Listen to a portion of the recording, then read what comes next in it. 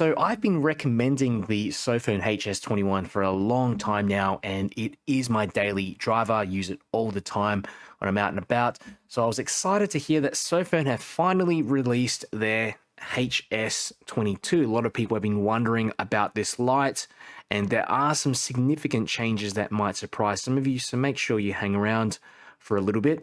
And basically, I'll give you a quick demo of it. So you don't have that rotary switch thing anymore on the front. They've also ditched the proximity sensor. So you have got this sort of flood plus throw mode that you can alternate to. You've also got tint shifting. So it goes to 6,000 plus K down to 2,700 K. Might actually be better if I just put it on the lower modes there so you can see how it ramps in between both of those. So it's basically two sort of cooler LEDs and two warmer LEDs. Now, if we go back to this throwy LED here, this is the SFT25R, so it's going to have increased performance over the SFT40. You've got USB-C charging on the back, couple of these switches. And I'm really liking this same design Sofirn have used for their HS21 in their HS22, so it's just easy to remove and attach the headlamp. So in terms of what you get in the box, you get this headband. Sofirn also include a 21700 cell. That's what it looks like, 3000 milliamp hour cell, slots into the tube. You also have a USB-C charging cable, some spare O-rings.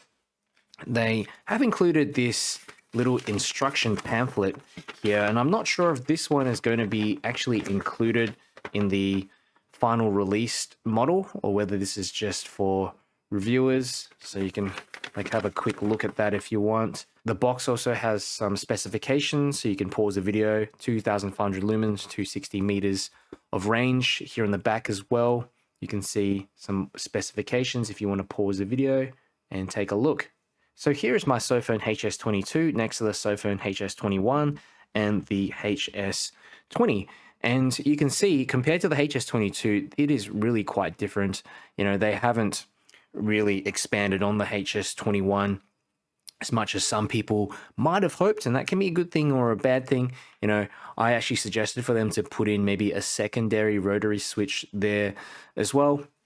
What they've done is that they've added this tint shifting function in there, and so basically you got 4 LEDs controlled by one button and the throw LED controlled by the other button. Okay, so mainly I guess the only thing that's missing is the red LEDs. But apart from that, the functionality and the performance is overall improved in the HS22. Sofirn are also using a buck driver in the HS22, similar to the HS21, which I'm really happy with. And I would say that the design of it really reminds me of the HS20. If you look at them side by side, I mean, they're using a reflector style design and a TIR design here, but I mean, just the general look of it reminds me a bit of the HS20, except that the charging port is on the back rather than underneath one of these tail covers. So here's a little close-up of the Sofirn HS22. And overall, the construction of this flashlight is pretty good. I mean, for this price range as well, you're really not going to be able to find anything better. The value you get, and it's kind of got this smooth anodized finish there. It doesn't have that much grip on it at all. It's well balanced. And I did see the HS21 had that part that moved forward a little bit, but this one kind of sticks up. I think it feels a lot more balanced on your head. The light is rated IP66 water and dust resistant, 1.5 meter drop resistance as well. And yeah, like I mentioned, I do like that Sofirn are using this kind of clip-on headband, and they've changed the sort of straps as well. I think it looks a bit more premium with this design on here, but it's pretty much quite similar to the one on the HS21. So the HS22 is operated by a couple of switches here on the head. So one switch controls the modes and one switch controls the brightness. They feel nice and sturdy, you know, compared to the HS21.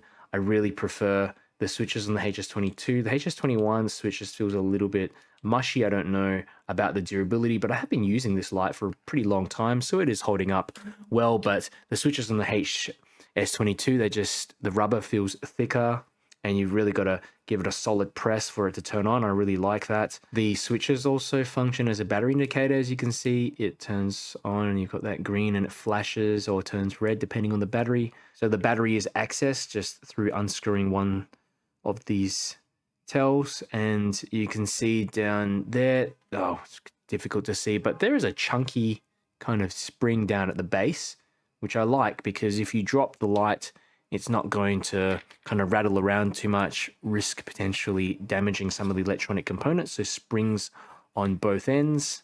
So looking down the head of the flashlight, you've got the SFT25R, a very throwy LED, still produces a lot of output as well.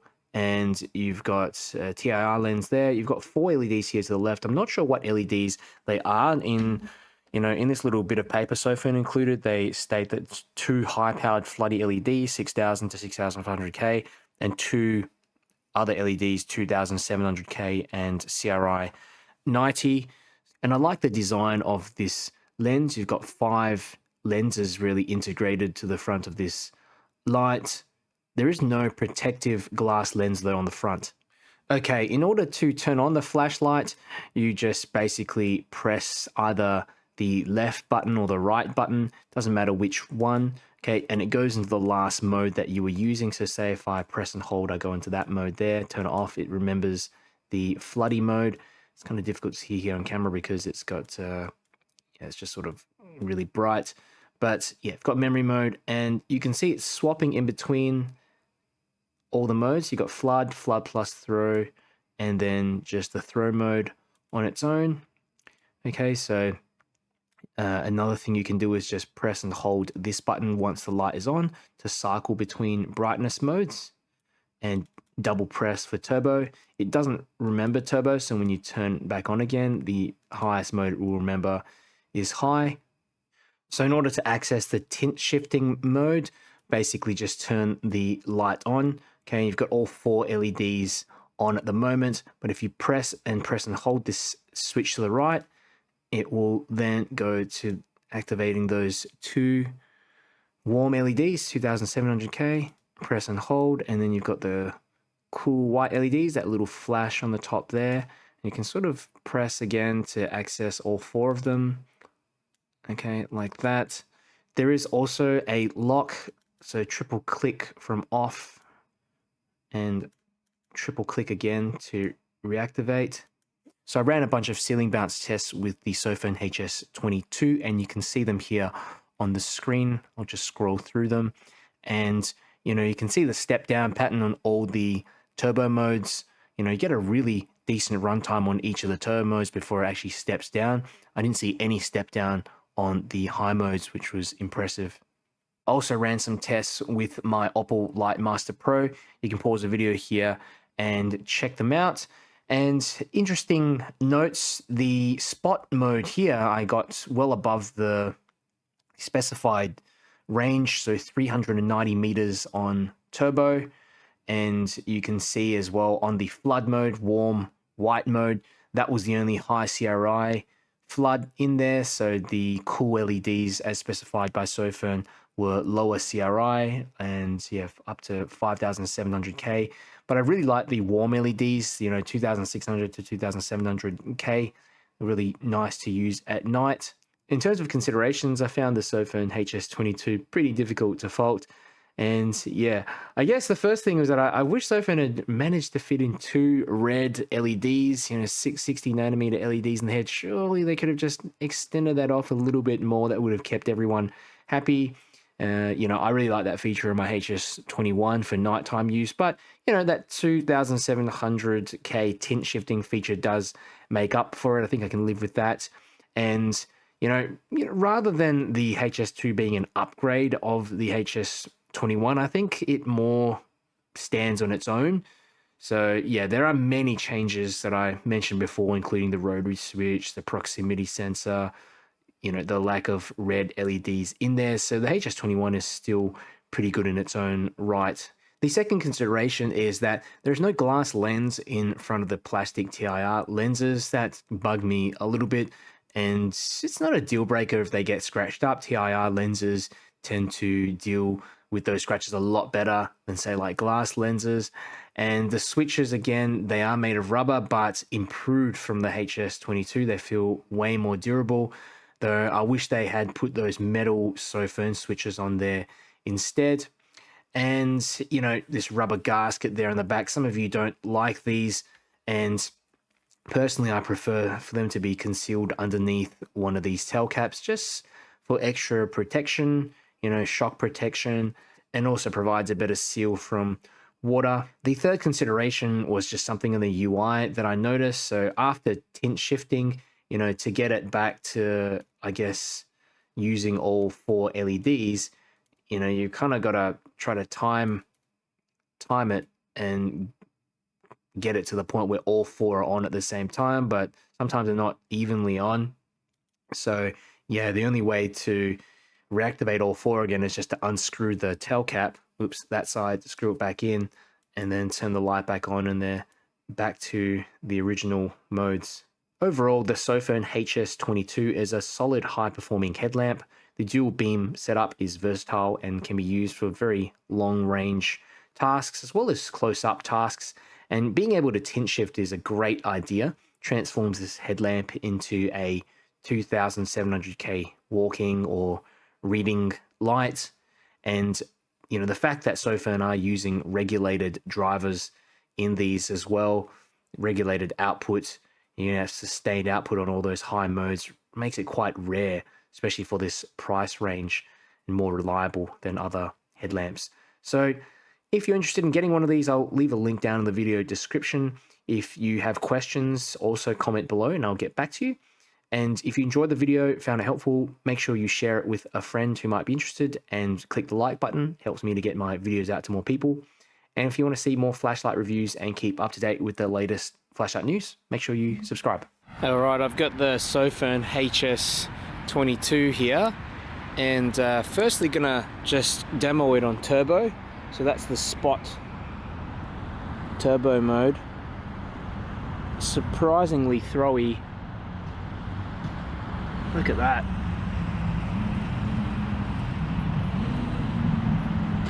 This is the version with the SFT40. A little bit of ringiness in the beam, but on the edges you're fine, just tons of spill. Now I'm going to swap over to the flood mode. Okay. Now when the light turns on, at first you get basically a combination of the, well, all 4 LEDs, flood LEDs on. So that's what they all look like. Now if I press and hold, I get like a warm 2700K beam like that. This is still on turbo, by the way. And let's put it onto the cool LEDs. And you can see how quickly it ramps as well. And even with these flood LEDs, the throw on them is pretty amazing. You can see kind of up to the, it's tinting that tree to the right hand side, sort of in the midway of this field, golf course. We'll go back to the warm again. So it's really quite quick. Okay, let's go on to the flood and throw mode. Turbo, flood and throw. And as you can see, I can shift it to like a warm flood or a kind of cool flood at the same time. It kind of looks a bit strange with the warm flood, because you got all this warm sort of colored beam in the foreground, but in the distance you've got oh look, there's another guy with the flashlight all the way out the back there. That's the first time. I've never seen anyone, I've never seen anyone out here with a flashlight before besides me. So That's interesting. I wonder if he's going to come walk over. He's like walking across the field.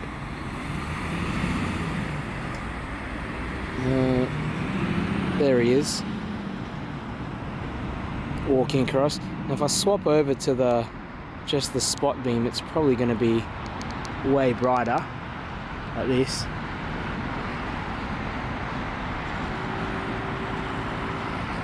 Like he's walking over. I hope he's not coming to tell me off.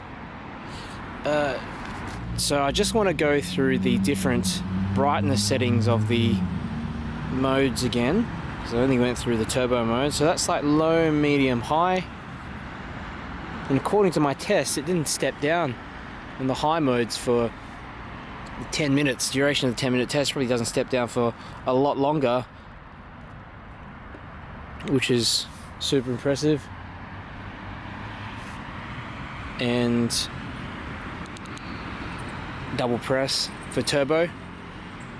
Okay. Whoops. Turbo.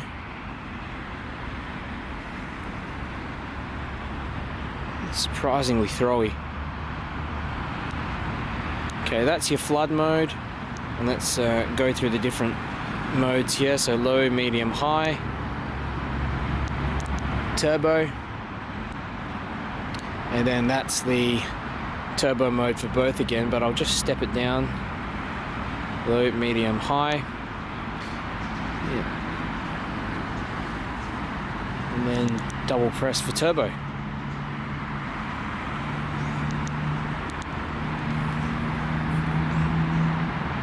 Alright, this is the Sofirn HS22, and just down a sort of dark path at the moment. I'm flipping in between 3 modes, so flood, flush, throw, and throw.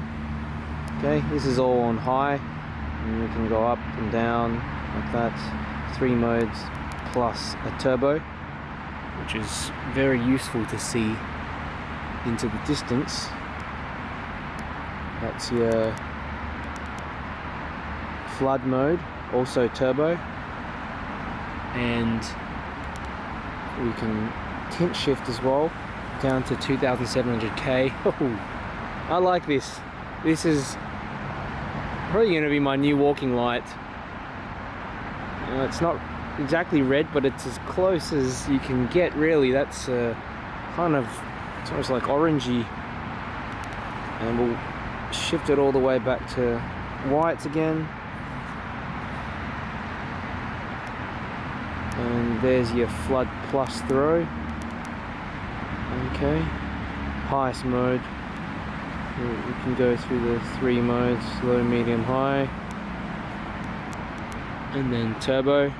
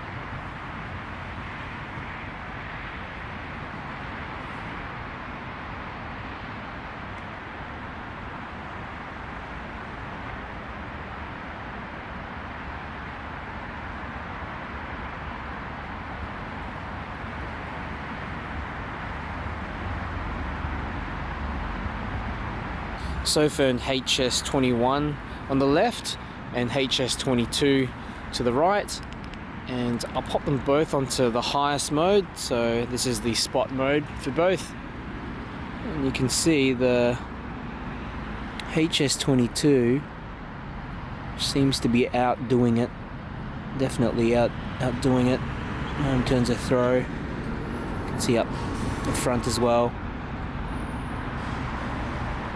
There's a bit of extra better throw on the HS22.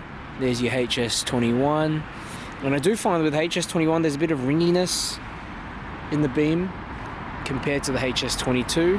It's much more of a cleaner sort of flood beam. And we're just going to go over to the flood mode now. So that's the HS21 and the HS22. 21, 22. Looks like the 22's got a bit of an edge here. Produces more light on turbo.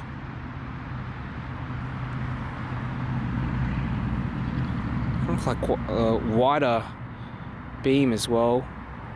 The HS21 has a lot more of the light focus in the center of the hotspot, but the HS22 still manages to throw further, which is really impressive.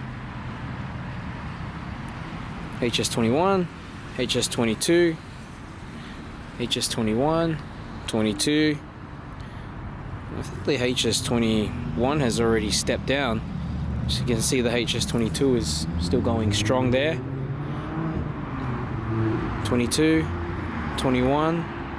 So flood and throw combined, this is the HS21. Okay, that's the highest mode, and this is the HS22 to the right.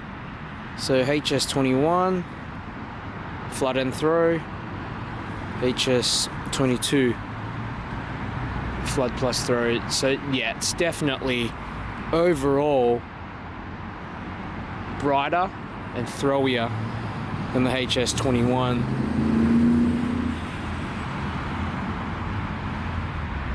Wow.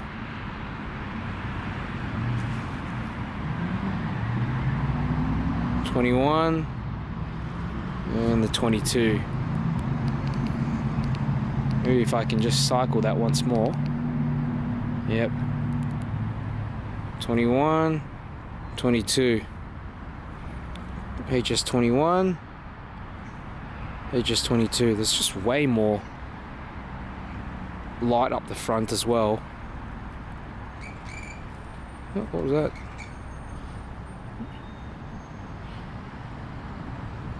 Side by side.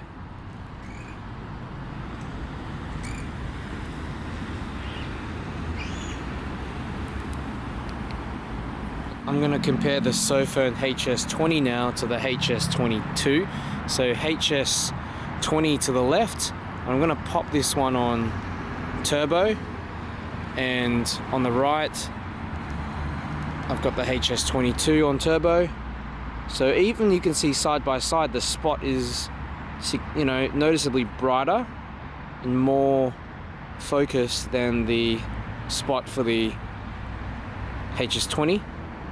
Let's look at the HS20 by itself and the HS22. HS20,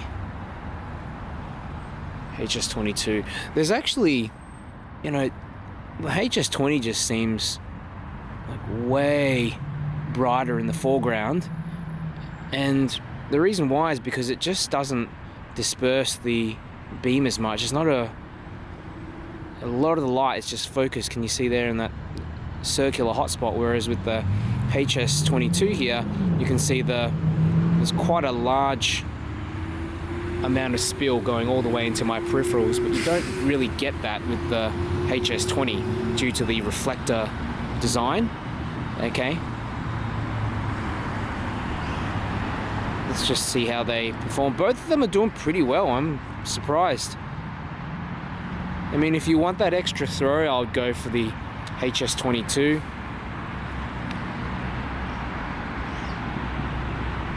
And you need, maybe it's just more even spill going into your peripherals. The HS22 is a better option for that, but the HS20, just, you can see it focuses more of its light, you know, about 6 or so feet in front of you, where the, I guess the main hot, you know, edges of the beam start. So, but you are giving up some of your peripheral vision. Okay, I'm just going to see how this performs, whether that steps down. HS22, HS20. So check this out. The HS22 is actually brighter overall after step down. So you can see the HS22 still going pretty strong, and that's your HS20. Yeah, you can reactivate the turbo again on both, but that's good to know.